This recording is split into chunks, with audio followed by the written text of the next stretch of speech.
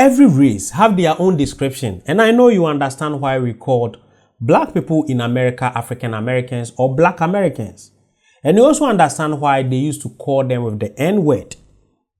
Some of us don't understand why we call the white people in America Caucasians. There is this professor in Princeton University called Nell Painter who has dig deep to finding out the origin of the word Caucasian. I want us to watch this particular video. I will be back. So the question of why are white people called Caucasian lies at the foundation of my 2010 book, The History of White People. People ask me, why did you write that book? And I said, I wanted to understand why white people are called Caucasian. I started working during the Chechenian wars of the late 20th century, and I thought, why are American white people called Chechens? And so the book came out of that. So the book took many hundreds of pages. It's a very visual book because I wrote it while I was in art school, but it's fundamentally a history book rooted in an archive of words. Its research came out of the Princeton University Library, and I actually dedicated the book to the Princeton University Library. In the book, Jan Friedrich Blumenbach, 1752 to 1840, who plays a central role in the question I'm asking, also has nearly an entire chapter. But his role in my presentation to you this evening, he is really somewhat smaller, and that has to do with the process, my process of putting together this talk. So as Professor Martin told you, I spent 5 years in art school at Rutgers and at the Rhode Island School of Design. And there I learned to see, to really, really see. And the process of making an image, whether you make it with your hand, which I do, or you make it with your computer, which I also do, and the images that I'm going to show you this afternoon are digital images that I made in my computer. But whether you do it one way or the other, manually or digitally, you have to fill the space. That means seeing into all that space. And that process profoundly altered what I could see in what I had written, actually, and what I had already studied to write a book. So, for instance, the skulls now occupy a much more important place than before, because I looked at them and I looked for them with an artist's eye, not simply looking for words. So the artifacts that reach science, I now see as particular artifacts belonging to particular people, and that reached to science through the hands of particular people. So my image center approach has the great advantage of embodying, not just quoting or analyzing, scientific utterance, embodying scientific utterance. Because usually in historical writing, the people who intone scientific truth, they remain relatively unknown. Usually you can't see them, you can't see what they're wearing, you can't see how they stand, you can't see their jewelry, for instance. But in today's lecture, written and produced by an artist as well as a historian, I hope to make you see as many people in this story as possible into real people in actual places and particular circumstances. Even those whose destiny was to appear as parts of a taxonomy, as type de ceci, type de cela, as types of millions of people, really, they turn out to be particular individuals whose intimate experiences place them in the path of science. So that's my autobiographical introduction, telling you about my process and how my process influenced what I'm going to show you today. So my topic, the question, why are white people called Caucasian? It's a pretty simple question, and it's crossed a lot of people's minds. It's crossed more people's minds than have actually said it. How many of you have wondered about that? Put your hand up if you, oh, okay. How many of you have said it out loud, have actually said to somebody, why are white people called Caucasian? Oh, so many fewer. So this has come up pretty often this year. So here's a general question, why are white people called Caucasian? And here's the question for 2013. Now, where exactly is the Caucasus, or are the Caucasus? Look for the red Google marker between the Black and the Caspian Seas. That shows you the place we're looking for, or the places we're looking for. And they're right on the border between Europe and Asia. Now, anthropologists have known what Caucasians look like in terms of taxonomy, type de Caucasus, or something like that. And these images come from William Z. Ripley's Races of Europe, 1899, which was the Bible of race thinking in the early 20th century, was the Bible for the federal government in the era of closing down immigration from Southern and Eastern Europe. So those people standing behind my Brooklyn revelers, those people are or were Caucasians. Now, a word on naming. In both the popular literature and the scientific literature, the names of the people and the places slide around. So we talk about Caucasian, we talk about Circassian or Circassian, we talk about Georgian, and those terms function almost interchangeably outside of Russia.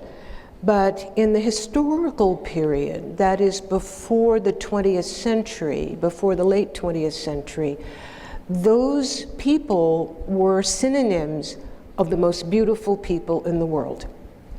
And if you ask Georgians, that is from the Republic of Georgia, if you ask them now, is it true Georgians are the most beautiful people in the world? What do they say? Yes. I haven't met Circassians, and I haven't met people from the Caucasus who call themselves Caucasian, so I don't know their answer. Within Russia, however, Caucasians are the subject of negative stereotype, as a young American living in Moscow explains in this snippet of a video. Well, basically, what I want to talk about is what is the deal with the Caucasians in Moscow? And I'm not like a racist person or anything, especially because I'm black. Like, how am I going to be racist in Russia about other people? But it's not even that. I mean, like, all right, let me explain. There's always a huge group of them. And it's like, they don't socialize with the Russians there. It's hard to explain. Like, I have a great Caucasian friend from, he lives in Russia. Sorry, I forgot what countries he's from, and he's probably watching this video right now, but yo, it's early in the morning, I was drinking last night, I'm sure George understands.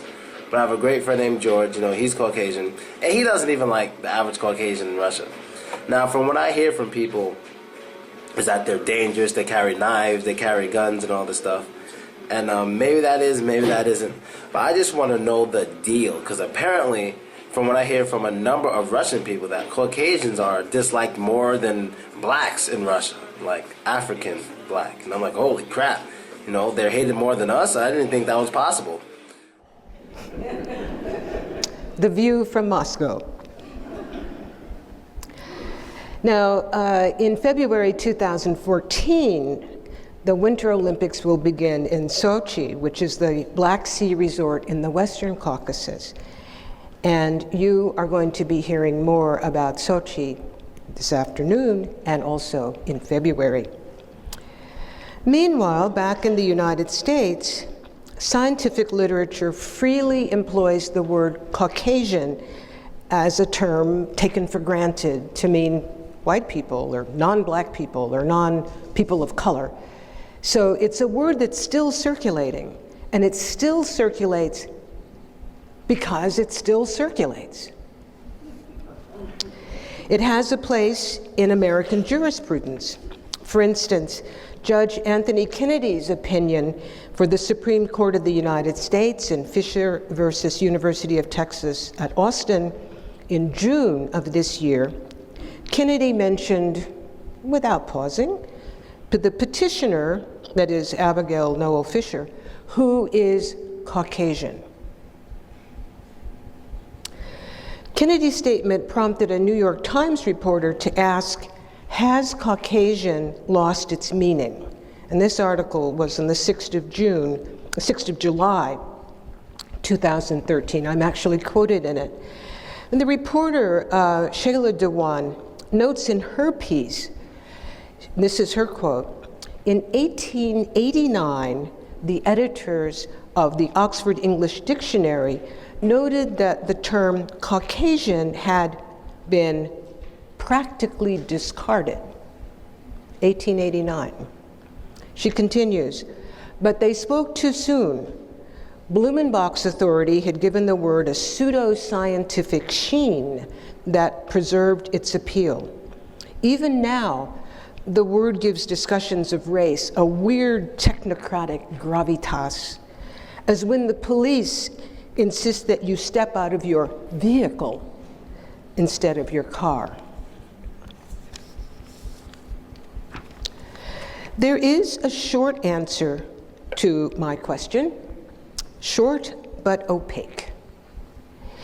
In the late 18th century, Jan Friedrich Blumenbach, an 18th century German scholar, assigned the name to people living in Western Europe, to the River Ob in Russia, to Northern Africa, and to India, call them Caucasian. It's a large group of people.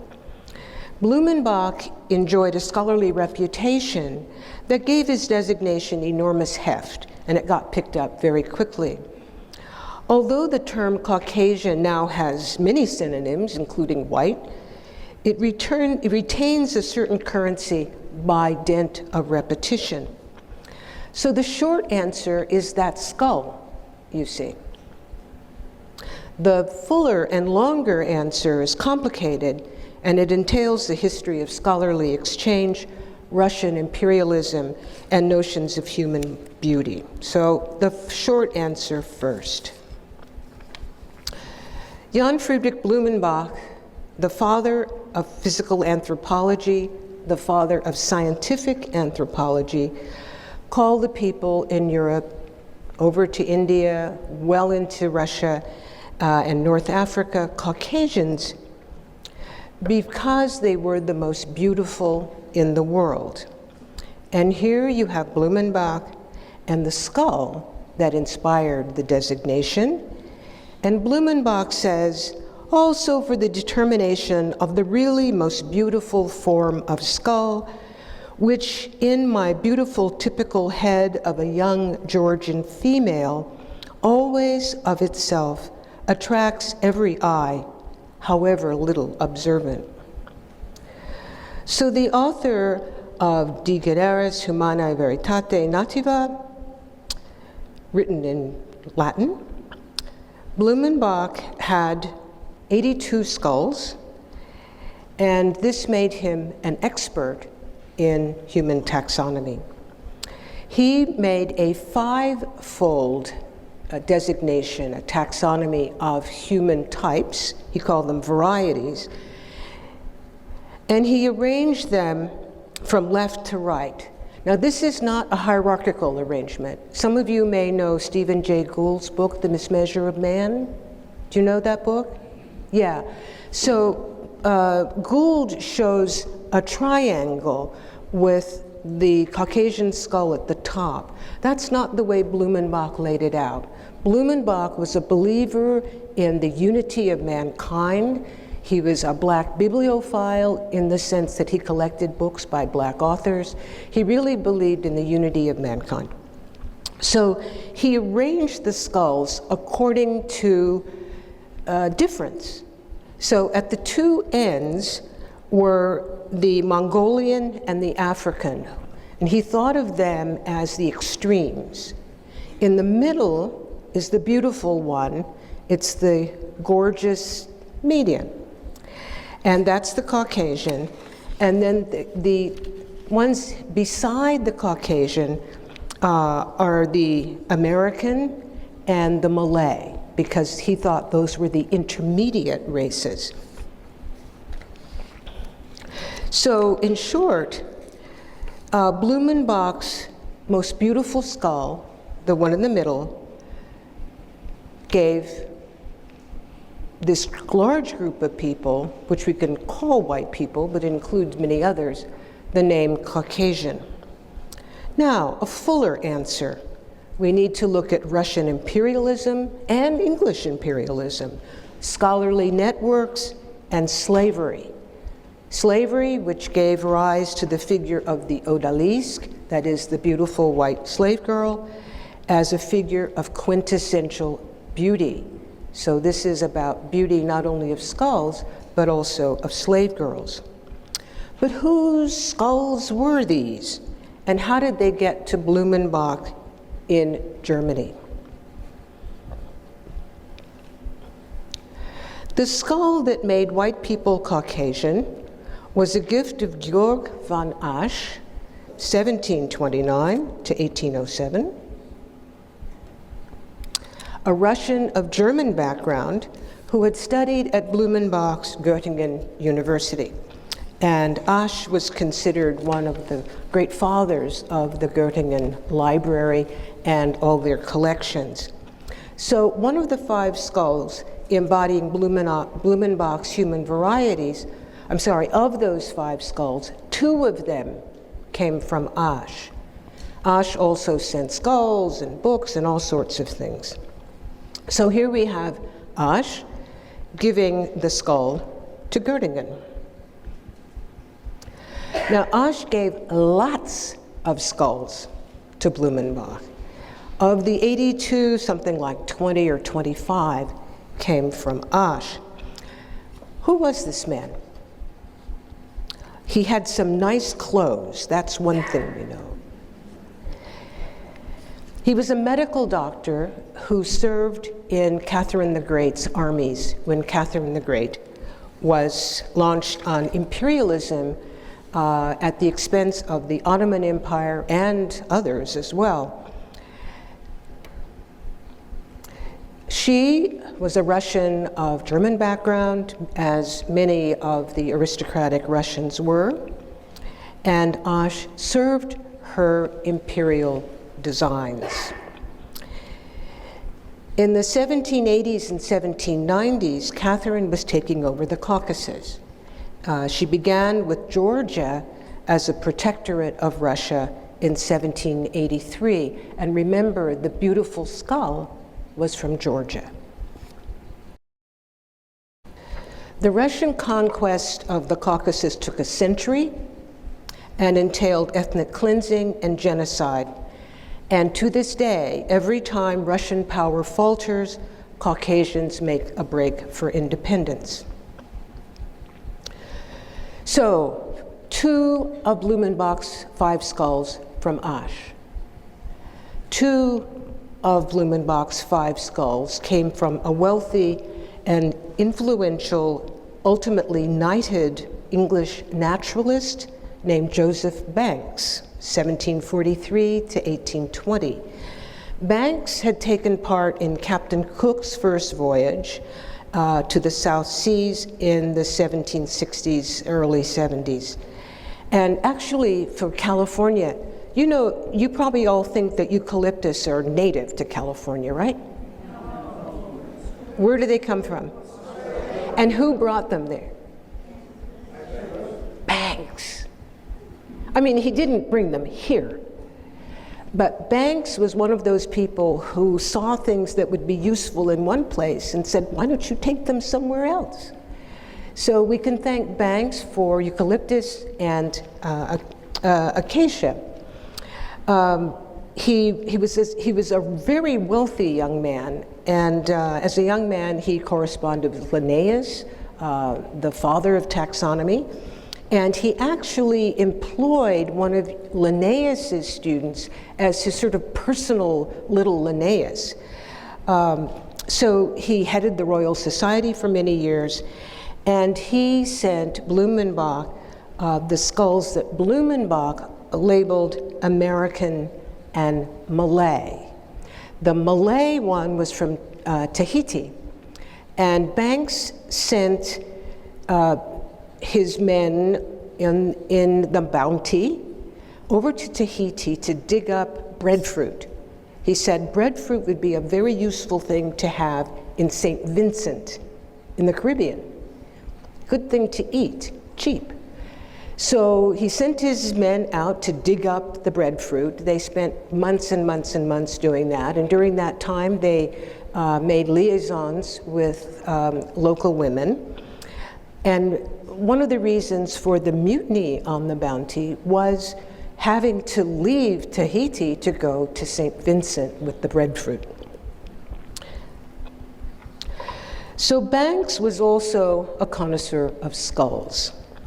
And he sent the American skull and the Malay skull. So that's, now we've accounted for 4 of the 5 skulls. The 5th skull, which was labeled Ethiopian, came from a professor at the University of Utrecht in the Netherlands, and I have not been able to identify him beyond the name that Blumenbach gave and spelled it Stef Jo van Geuns. Can't find him. But we know that the skull is female and that he called it Ethiopian. Blumenbach did not provide the names of 4 of his 5 skulls.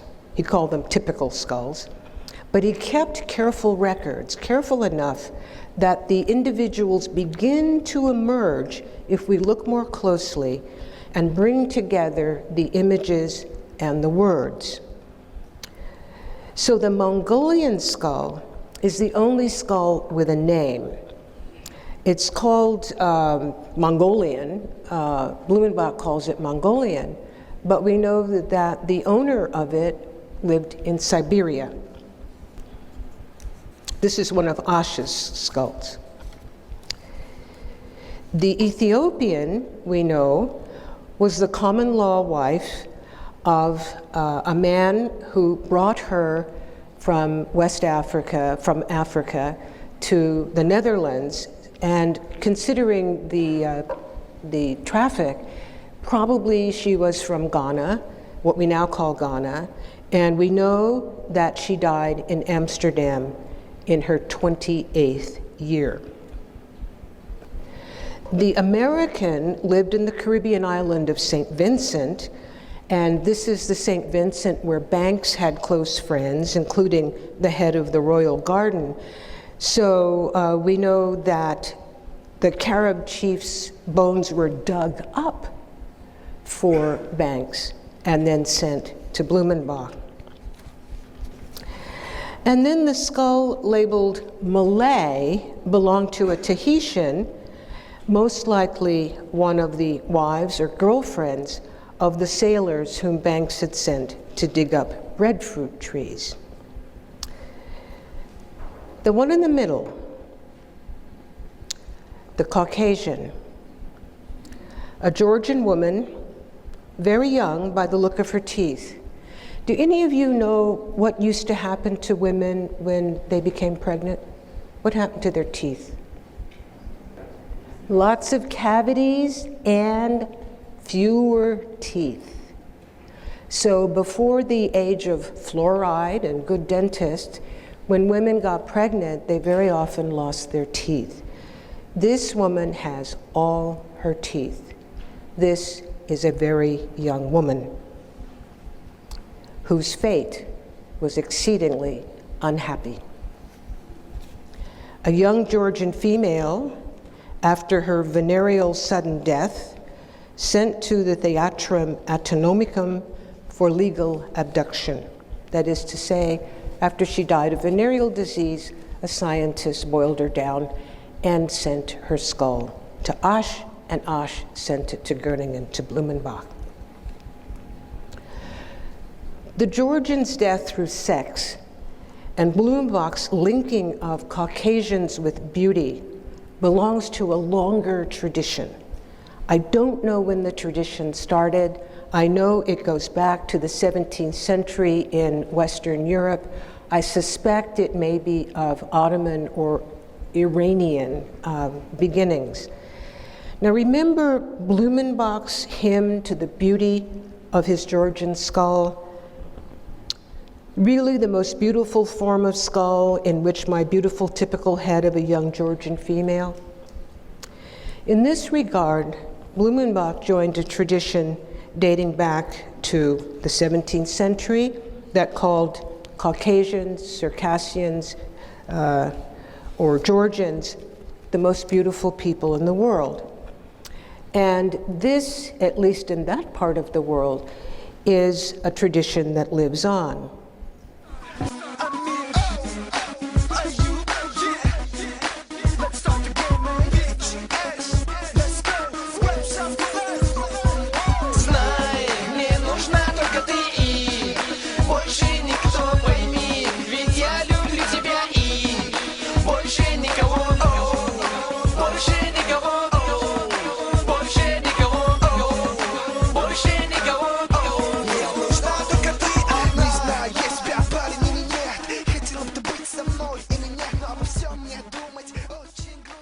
Nice looking people, huh? And young. One of the earliest Europeans to attempt to categorize people by body type was François Bernier, 1625 to 1688, a French physician and traveler who became the personal physician of the Mughal Emperor of India for 12 years. In the image that I've made for you, Bernier sits down below there by the bush under his more illustrious compatriot, Jean Chardin. Bernier's 1684 publication, Nouvelle division de la Terre par les différentes espèces de races qui l'habitent, is considered the first post-classical classification of humans into distinct races. In Nouvelle division de la Terre, he had referred to the beauty of Circassian women as assumed by all the travelers. All the travelers. In a 1667 letter from Shiraz, Persia, Bernier described the burning of widows in India. At this point in his career, he was evidently going around watching widows being burnt, because he described several of the burnings, older ones, younger ones, and so forth. And at one burning, he was together with Jean Chardin, who was another illustrious French traveler who was also a jewelry merchant. It was Chardin's description of beautiful Georgians that Blumenbach quoted in his book as proof that Circassian beauty or Georgian beauty was agreed upon by scientists. Chardin's Journal du voyage de Chevalier Chardin en Perse et aux Indes orientales par la mer Noire et le Couchide, 1689. This book is the authority that Blumenbach refers to when he speaks about Georgian beauty. For Chardin, the blood of Georgia is the most beautiful in the Orient, and I would have to say in the world, for I have never noticed an ugly face of either sex in this country, and some are downright angelic. Nature has endowed most of the women with graces not to be seen in any other place. I have to say it is impossible to look at them without falling in love with them. And this is a quote from Chardin. And Chardin is, together with contemporary Georgians, that is, Georgians of our time, and also the most famous Georgian of the 20th century, Joseph Stalin. Now, by the time Blumenbach wrote in the late 18th century, Chardin's view was commonplace. And the world's most illustrious philosopher, Immanuel Kant, agrees with Chardin and with Blumenbach. In Observations on the Feeling of the Beautiful and the Sublime of 1763, Kant says, Circassian and Georgian maidens have always been considered extremely pretty by all Europeans who travel through their lands. And Kant goes on to repeat something that appears over and over and over again in this literature, that the Caucasians, the Georgians, the Circassians sell their children, particularly their girls, to the Turks and to the Arabs and the Persians for reasons of what we would call eugenics, that is, to beautify the race. And then Kant and all the others slime the Turks by saying they really need it. Exactly. Now, much better known in the English-speaking world was a traveler and Cambridge professor named Edward Daniel Clarke, 1769 to 1822. Clarke wrote Travels in Various Countries of Europe, Asia, and Africa, first published in 1810, but republished and revised and republished and revised, republished in the United States as well. So Clarke was a much better known authority in the United States on this issue than Kant or Chardin or Bernier. And for Clarke, again, as an eyewitness, he also testified that the women of the Caucasus are the most beautiful in the world. He was a tutor in Jesus College in Cambridge University, a member of the Academy of Sciences in Berlin, and the Cambridge Philosophical Society, and many other learned societies that formed an important scholarly network. So in Clarke's work, the notion of Circassian beauty or Georgian beauty is taken for granted. Now, what is this lady? This is 1850s, a Circassian beauty in the United States. This is Barnum's American Museum. And in the 1850s and 60s, Barnum showed several women, all with afros, as Circassian beauties, the most beautiful women in the world, and for American audiences, examples of white purity. Now, why the headdress? Or why the hair? I mean, we know why the hair. She had hair like this and she let it grow. But why was this associated with Circassians? This is the headdress of Circassian warriors. So the woman in New York, her hair echoes the headdress. Now, over and over again, in the authorities I've mentioned to you, the idea of the beauty of Caucasians is linked with the idea of the slavery of Caucasians. So before the Atlantic slave trade to the Western Hemisphere shaped our ideas about what slave trades are all about, there was a slave trade from this part of the world, that is the Caucasus, Ukraine, Crimea, and so forth. And that trade goes back before the reaches of time. This is Herodotus. Herodotus, writing in the 5th century BC, writing about the enumeration of taxes and tributes paid to the Persian kingdom, collected from the lands that it controlled and the lands even far away in the distance.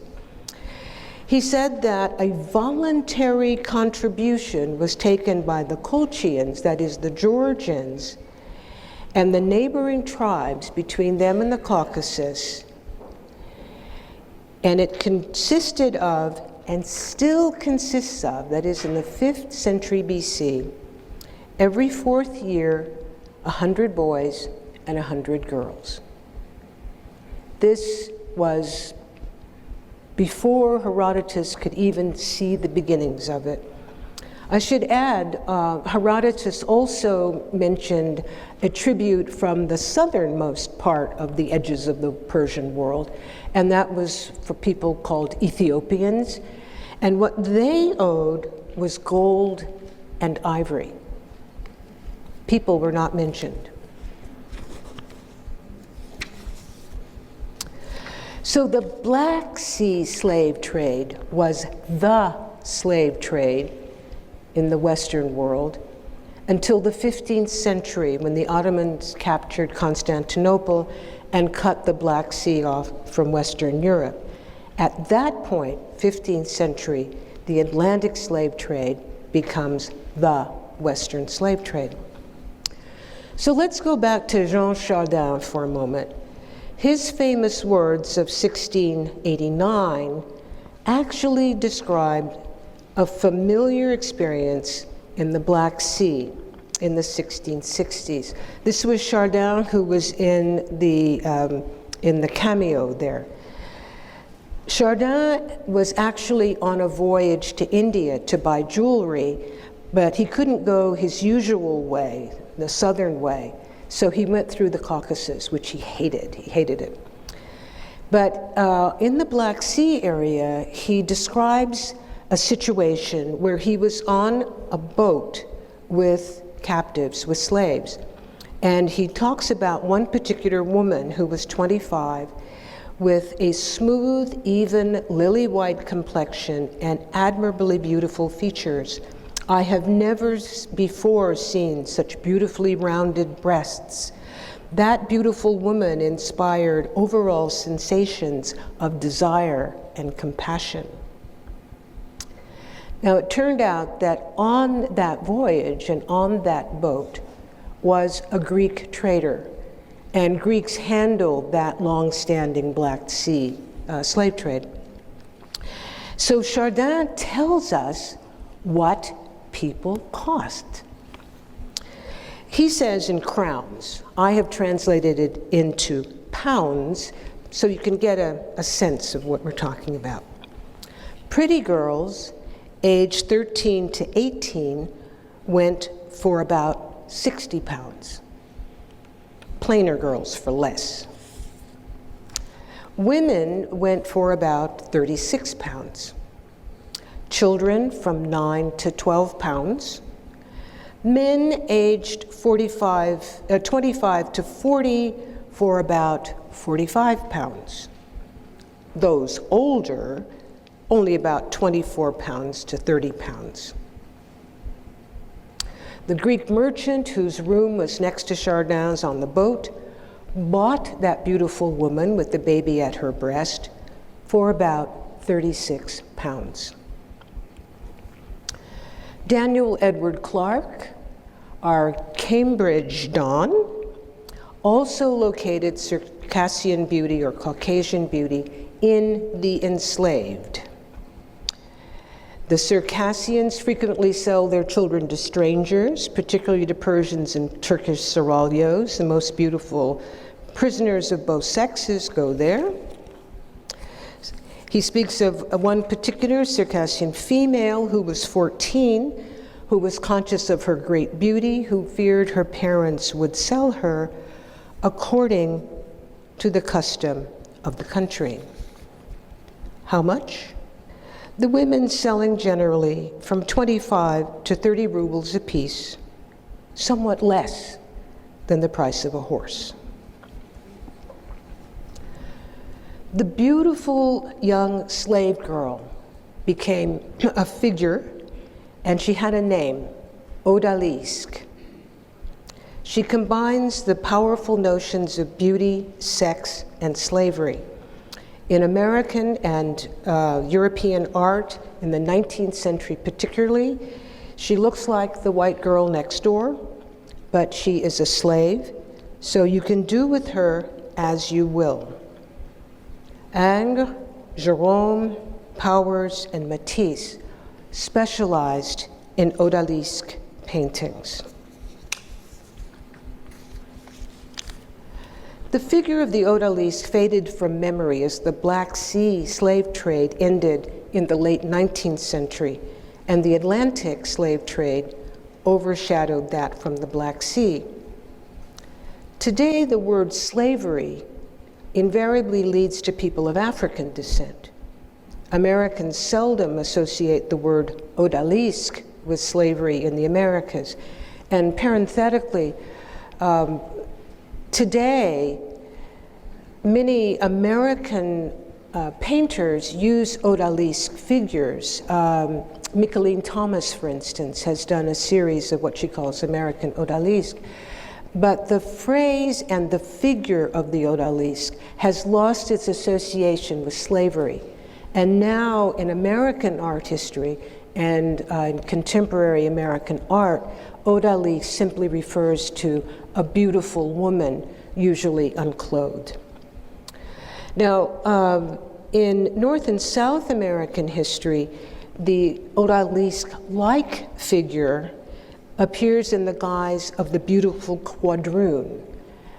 In Uncle Tom's Cabin, for instance, Eliza and her son in Harriet Beecher Stowe's work.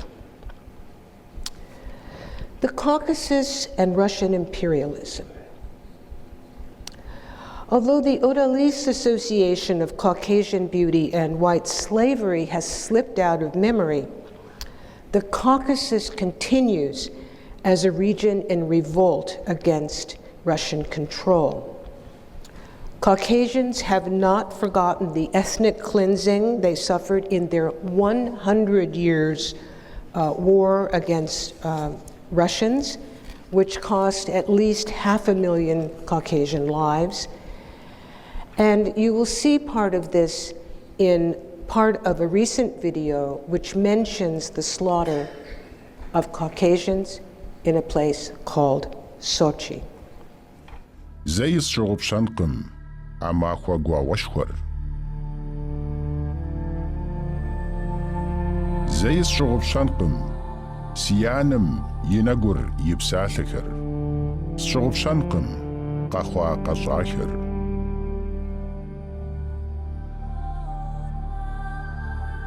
سيانم قيجحت سي أربدو إغت وجيات دياوج يتو قاقواو حاد زقانم خدو ورسدزم قزافاغوام دخادزات سيانر نخبو زبثجرت يبهجا بثانخرة باو بابشو قزافو سري سشنت.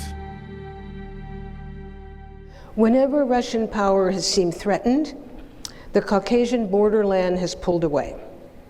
After the Second World War, Joseph Stalin exiled millions of Circassians to Dagestan and Kazakhstan, places that came up in the story of the Boston bombers last spring.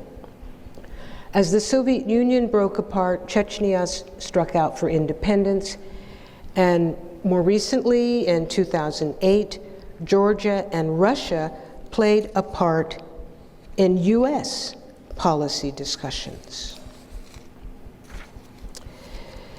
In conclusion, Caucasian is only one term for people of European descent. The word used depends on the context and the group taken as its opposite. Who is speaking, to whom, when, where, and for what purpose? The use value of Caucasian depends on its use, not on any basis in biological fact. The term Caucasian for white people grows from three main roots. One root lies in the history of imperialism, especially the Russian campaigns of Catherine the Great and her army, and the German-trained medical doctor, Georg von Asch, who sent so many specimens to Blumenbach. British imperialism also played its part in the person of Joseph Banks. One root lies in notions of beauty, Caucasians as the most beautiful people in the world. And one root lies in the idea and the ideal of enslaved women as especially beautiful, as in the Odalisque. Yes, the term Caucasian for people of European descent is not only outmoded, it has always been contingent. It didn't work in pre-Holocaust Europe, where divisions were drawn between Gentiles and Jews were racialized even though they were of European descent. It didn't work in societies like the Balkans, where religion divided people. So you can use it if you want, but understand that it's only as scientific as its use. When researchers start using Caucasian to mean white Americans, the term will no longer be recognized. Now, a coda. On Thursday, the 17th of October, 2013, the New York Times ran a front page story entitled, "Skull Fossil Suggests Simpler Human Lineage," illustrated by Skull 5, another sensational Georgian skull. Dmanisi, Georgia, the skull was 1.8 million years old. This skull was found along with 4 others, a group find unusual in archaeology. Usually skulls are found alone, leading anthropologists to classify each different one as a different species. Each single skull usually became the embodiment of a different group of humans, as was in the case with Blumenbach's 5 skulls. Each of his individual skulls, the skulls of girlfriends or victims of sexual assault, became the figure for an entire classification of people. The group of skulls recently found in Georgia, however, is leading to a reverse conclusion. Even though Skull 5 and each of the other skulls look different from one another, they're all taken to belong to the same group. The point of Skull 5's story is that ancient skulls, yes, differ from one another, not because they belong to different hominid species, as previously assumed, but because they belonged to different individuals. Even people who had been dead for more than 1 million years were individuals, not species. So here we come full circle from Blumenbach's 18th century skulls, notably his beautiful female skull from Georgia. Blumenbach's skulls had belonged to individuals, but he classified them as racial types. In October 2013, anthropologists finally realized that each individual is singular, that each skull's owner has its own life history. Thank you. Very educative message from Nell Painter. And this is what I've been dreaming of, to open up this platform for education, because if we are ready to liberate our minds from enslavement or slave mindset, then we have to liberate ourselves. And if we can liberate ourselves, we have to educate ourselves to understand the situation we find ourselves in. And this is very educative message from Nell Painter. She has really dug deep, and she's able to put, good investigative efforts to this search for her to come up with this explanation. And I understand now, because I didn't used to understand the word Caucasian. And now I know. So now if I'm asked the meaning of Caucasian, I'll know where it is coming from and where it was originated from. This is very educative.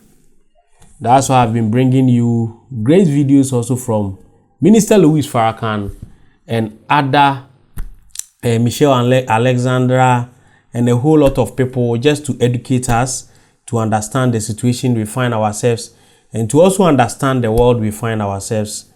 I love this message. I love this video.